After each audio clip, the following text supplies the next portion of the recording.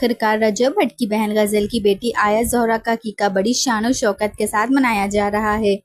ये सिर्फ एक अकीका नहीं था बल्कि एक ख्वाब जैसी तकरीब थी जिसकी हर चीज़ में ख़ास मोहब्बत और लाड झलक रहा था। रजब भट्ट ने सजावट पर दिल खोल कर खर्च किया, लाखों रुपए सिर्फ इसलिए लगाए कि ये आया ज़ोहरा उनकी सबसे लाडली भांजी हैं। घर को फूलों, रोशनियों और रहीम से इस तरह सजाया गया कि देखने वाले हैरान रह गए।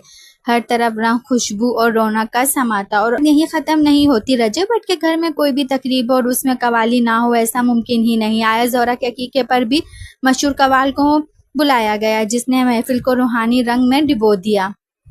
रजब ने सिर्फ अपनी भांजी पर ही नहीं बल्कि अपनी माँ, बहन और बीवी पर भी पैसों की बारिश कर दी। दोस्तों की जानिब से भी बेपनाह मोहब्बत मिली, यहाँ तक कि डॉगर ने भी रजब पर लाखों रुपए निछावर कर दिए। रजब का कहना था कि जब अल्लाह रिज़्क देता है तो अपने चाहने वालों पर खर्च करना सीखो, क्योंकि यही असल खुशी होती है। गजल की खुशी भी देखने वाली थी। उसका कहना था कि मेरी बेटी आया ज़ोहरा जन्नत से कोई परी बनकर आई है। शादी के 3 साल बाद बड़ी दुआओं और मन्नतों से ये नेमत मिली है, इसलिए उसे लाड प्यार में रखा गया है। अकीके का सबसे खास लम्हा वो था जब आया ज़ोहरा को सोने के चम्मच और प्याली में घुट्टी दी गई।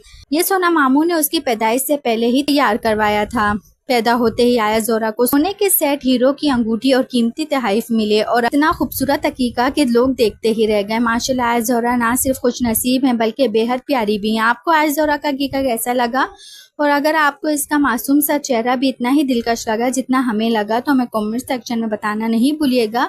और मज़ीद ऐसी वीडियो के लिए हमारे चैनल को सब्सक्राइब कर लीजिए। सारा ख्याल रखिएगा। मिलते हैं को नई वीडियो के साथ, तब तक के लिए अल्लाह हाफिज़।